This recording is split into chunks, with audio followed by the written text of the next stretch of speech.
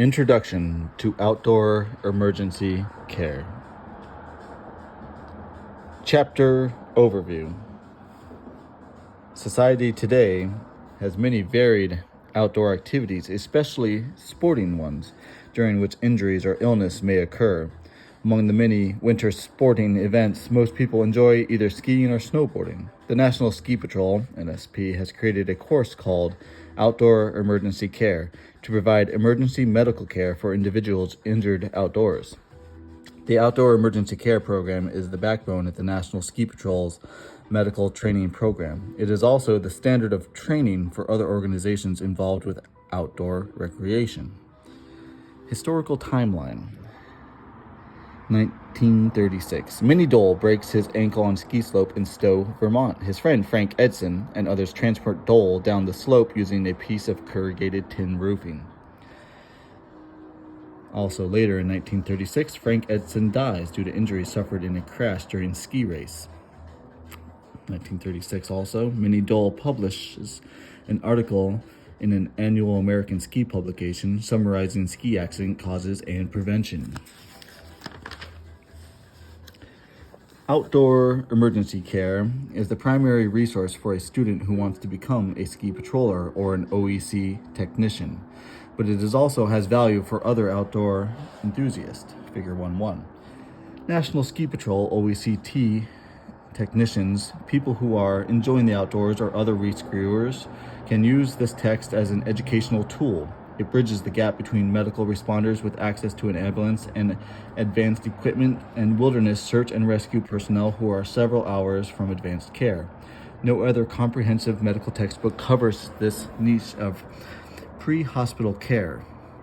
River rafters, cavers, park rangers, mountain bike race personnel, search and rescue personnel, rescuers at large sporting events, cruise ship medical personnel, and medical rescuers at large outdoor concerts will find this information in the text invaluable when providing care for patients. The prospective OEC technician will learn how to function with minimal equipment in outdoor environments while assessing and caring for the sick and injured. As important as medical knowledge is to the demeanor of OEC technicians in dealing with patients, the public, and other emergency personnel, this text emphasizes the OEC technicians' ability to interact well with patients and their families, the public, peers, management, and other medical personnel. Figure 1.2. This chapter opens with a brief history of the National Ski Patrol and Charles Minnie Dole, its founder. It also includes the history of OEC and of Dr. Warren Bowman, the man who is credited with its inception. The last portion of this chapter gives a brief overview of the medical legal issues that OEC technicians may encounter. We will review ethical considerations, reporting requirements, confidentiality, negligence, and abandonment.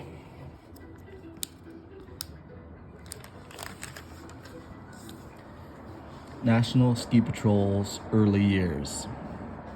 In 1936, Charles Minnie Dole, a 36-year-old insurance broker from Greenwich, Connecticut, realized the need for emergency care and rescue services for injured skiers following a personal mishap while skiing. Dole was skiing at Stowe, Vermont with his wife, Jane, and their friend Frank and John Edson, when he heard his bone snap in his ankle, fell, and lay helpless in the snow. Frank stayed with Minnie, and Jane and John skied down the mountain for help. The first person they met was a local farmer who told the woman that people who were foolish enough to ski deserved whatever fate they met with, and then went on his way. Jane and John finally located two people who hauled Minnie off the hill 2.5 hours later in a makeshift toboggan, improvised from a piece of corrugated tin roofing from an old shed. No splint was available to immobilize his ankle, and the resulting ride down the hill was quite painful. X-rays later showed the injury to be several displaced ankle fractures. During the 1930s, such injuries were difficult to treat, and Dole's doctor told him he might never walk again, let alone ski. He was determined to recover, and from the incident came the seed of the National Ski Patrol.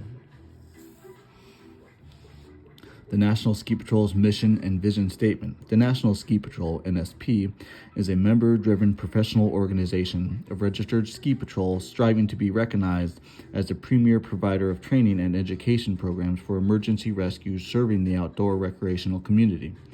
To meet that goal and promote the safe enjoyment of new sports enthusiasts, the NSP supports its members through accredited education and training in leadership, outdoor emergency care, safety programs, and transportation services. Back to Minot. 2 months later, while still in a cast, Dole received word that his friend Frank Edson had been killed in a ski race. Dole was determined to develop a rescue program for skiers, following a suggestion by later president of the Amateur Ski Club of New York, Roland Palmetto. Minnie was put in charge of the ski safety committee for the club. In March 1938, Dole organized a volunteer ski patrol for the national downhill races at Stowe, Vermont. Roger Langley, president of the National Ski Association, NSA, now the United States Ski Association, USSA, was so impressed with his patrol that he asked Dole to organize National Patrol. This marked the birth of the National Ski Patrol, which originated in a subcommittee of the NSA. Minnie Dole continued to chair the National Ski Patrol System, NSP, as it was then known until 1950, figure 13A and 13B. The NSP separated from the NSA in 1953, incorporating in Colorado and becoming an independent organization. Thanks to a distinguished legacy of altruistic services, the National Ski Patrol was recognized with a federal charter by the U.S. Congress in 1980. This is a coveted endorsement that only a few other U.S. institutions have earned, including the American Red Cross, the YMCA, the Boy Scouts. Accordingly, the NSP annually reports directly to Congress.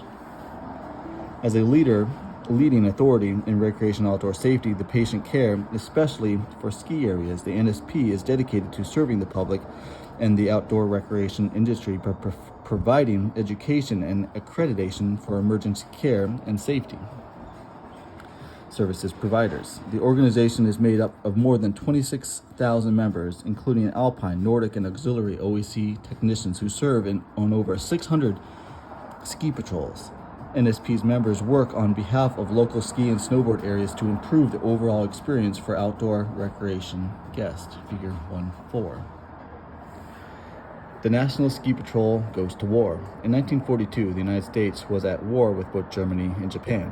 During this time, there were 180 registered patrols with more than 4,000 medically trained personnel, which included women for the first time. Also in 1942, the National Ski Patrol System, NSPS, initiated the 1st Air Force Search and Rescue Units in collaboration with the 2nd and 4th Air Force groups. The ski patrolmen completed 52 missions and saved at least 8 lives. Still at the forefront of the NSP, Minnie Dole convinced the U.S. Army Chief of Staff, General George C. Marshall, of its value of a winter warfare unit. This concept originated with the Norwegian Army when they created the cold weather unit to fight German troops. Soon after, the 87th Mountain Infantry Regiment was activated at both Mount Rainier and Fort Lewis, Washington. This regiment was transferred to Camp Hale, Colorado in 1943, which expanded to become the famous 10th Mountain Division, the NSP. The only civilian organization ever authorized to recruit the armed forces gathered 7,000 volunteers. Side note, Camp Hale, Colorado, I think is by Breckenridge, and I worked a season at Breck, and it was wild to think about people doing search and rescue on those hills. Anyways, in 1944, the 10th was transferred to Italy, where it performed with distinction in combat, capturing mountain strongholds that other units had been unable to take. One example is River Ridge, the impenetrable mountain that the 10th took while spearheading a drive to the Po River. The ski run at Vail, named River Ridge, honors the men who participated in this assault. General Mark Clark called the 10th the finest mountain division he had ever seen. Following the war's end in 1945, many members of the 10th Mountain Division who had been ski patrollers before the war returned home to become leaders, ski area owners, and managers. The ski equipment manufacturers in the growing U.S. ski industry. Figure 1.5. The birth of the OEC. Since its founding, the National Ski Patrol has evolved from a handful of ski patrollers into the world's largest non-urban medical rescue organization. In 1939, NSP established an affiliation with the American Red Cross, ARC. Out of this relationship came the publication Ski Safety and First Aid, which was written by an ARC officer, L.M. Thompson, who became the first chairman of the NSP's Medical Advisory Committee. This position later became the National Medical Advisor. For many years, the American Red Cross First Aid course proved very useful as a basic tool for ski patrollers. However, it became clear in the early 1980s that patrollers required additional training to care for patients during cold weather and at high altitude. As a result, in 1985, Dr. Warren Bowman, an internist from Billings, Montana, created an emergency responder textbook exclusively for ski patrollers, entitled Winter Emergency Care, WEC. 3 years later, this textbook was revised and renamed Outdoor Emergency Care. The new text was expanded to include information about a variety of illnesses and injuries in outdoor enthusiasts, and for the first time included information about non-winter emergencies and care for the sick and injured during sporting activities other than skiing. Those changes were made to better reflect the expanding role of the OEC technicians in providing year-round emergency care in a variety of settings.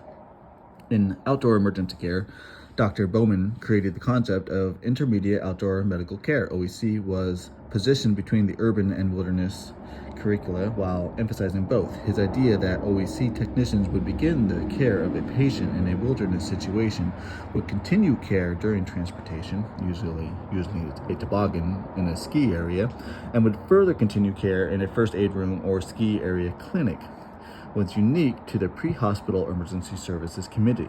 This concept was widely successful, and the OEC text curriculum was awarded the year's best educational program based on the needs of industry or professional associations by the American Society of Association Executives, ACAE, in 1989. Truly, Warren Bowman, MD, is the father of outdoor emergency care, figure 1.6, table 1.1. OEC today. The field of emergency medicine is ever-changing. As a result, the OEC curriculum has improved to meet the needs of ski patrollers and other outdoor emergency care professionals. Today, the OEC curriculum is the primary curriculum taught to ski patrollers at nearly every ski area in the United States, as well as to ski patrollers in Canada, Europe, Asia, and the Middle East. It also is used by others who may have need to provide emergency care in an outdoor setting, such as mountain guides and river guides, by patrollers, law enforcement personnel, and various government agency personnel. For over 70 years, the National Ski Patrol has trained ski patrollers throughout the United States and in other parts of the world to provide emergency medical care for outdoor enthusiasts, figure 1.7. The National Ski Patrol's emergency care program began with the vision of its founder, Minnie Dole, and continues today in the training set forth in the OEC curriculum. The OEC curriculum contains applicable baseline knowledge and skills identified in the U.S. Department of Transportation's DOT Emergency Medical Technician EMT National Standard Curriculum necessary for the non-urban environment. The training of OEC technicians has been accepted and utilized by ski areas and other outdoor environments throughout the country as the level of training of individuals who respond to accidents and deliver essential emergency care in the non-urban environment. In addition, the information and skills contained in the OEC curriculum exceed the knowledge and skill level identified in the U.S. Education Standards for Emergency Medical Responders, EMR, training. Now, in this 5th edition, outdoor emergency care is still considered the gold standard for anyone interested in becoming a ski patroller or in providing emergency care in non-urban environments. The OEC's 5th edition is written following the principles of evidence-based medicine. Reviews of published scientifically controlled studies plus retrospective evaluations of the outcomes of emergency medical systems care enable us to formulate appropriate care for future patients. Many older emergency medicine publications base training on personal observation, also known as anecdotal information. For instance, the ARC publication First Aid Textbook, 1957, page 117, describes a technique for administering Manual artificial respiration, in which the emergency responder would place the patient on the stomach and push on the upper back with both hands, allowing inhalation, followed by the pull on the elbows to let the air out of the lungs at a rate of 12 times a minute. This procedure was based purely on past observation and had no scientific basis. NSP has come a long way since that time, improving its course curriculum with new medical information becomes available. Much of the current information in OEC on pre-hospital first aid treatment comes from scientifically reviewing what works and what does not in warfare and urban trauma. What does work has been adapted throughout the OEC curriculum. Interestingly, many of the concepts of splinting, bandaging, basic soft tissue, first aid, presented in OEC First Edition 1988 are still appropriate today. Much of the equipment ski patrollers used today result from years of work by seasoned OEC technicians who have been made their task easier by creating different splints, toboggans, and other rescue equipment that work in outdoor environments. However, this education of text contains new information, discusses new equipment, and presents the terminology used in the pre-hospital community in 2010. Throughout NSP's history, its members have devoted a significant part of their lives to providing the public with emergency care, rescue services, and educational programs that promote safety and the enjoyment of the outdoor recreation. As a result, hundreds of thousands of injured and ill persons have received prompt, skillful emergency care, and countless lives have been saved.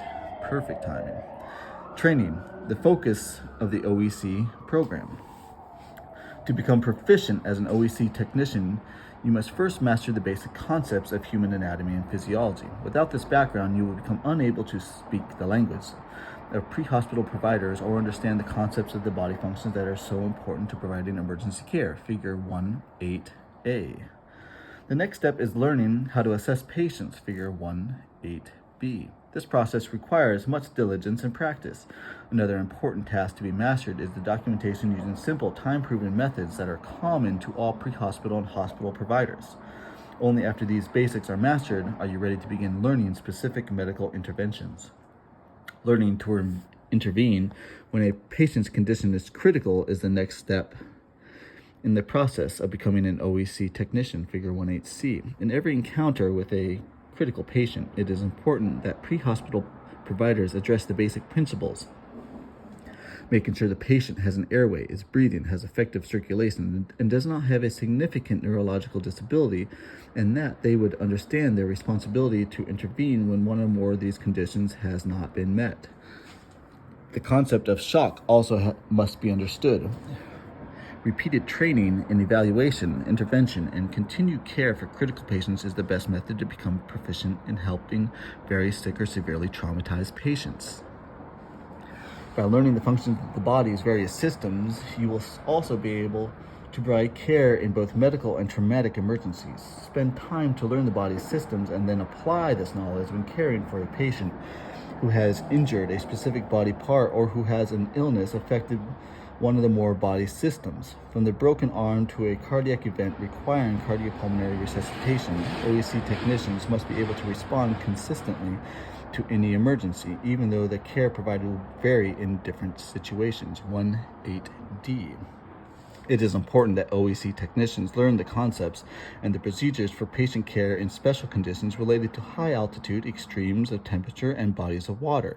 Members of special populations, children, the elderly, and the psychologically impaired, and individuals with special needs have unique problems. As a certified OEC technician, you will have the tools to care for all these people in all these special situations. In most teaching systems, practice is an effective way to master technical skills. By learning concepts and then applying these concepts during training using the scenarios contained within both this text and the supplementary material, instructor guide, and the online rescue, my NSP kit, OEC technicians will be able to perform effectively in real-life situations outdoors. As part of your OEC training, instructors will use performance-based objectives to evaluate your progress in becoming an OEC technician. These objectives are learned through repeated practice in a varying of situations and settings. Figure 1.8c.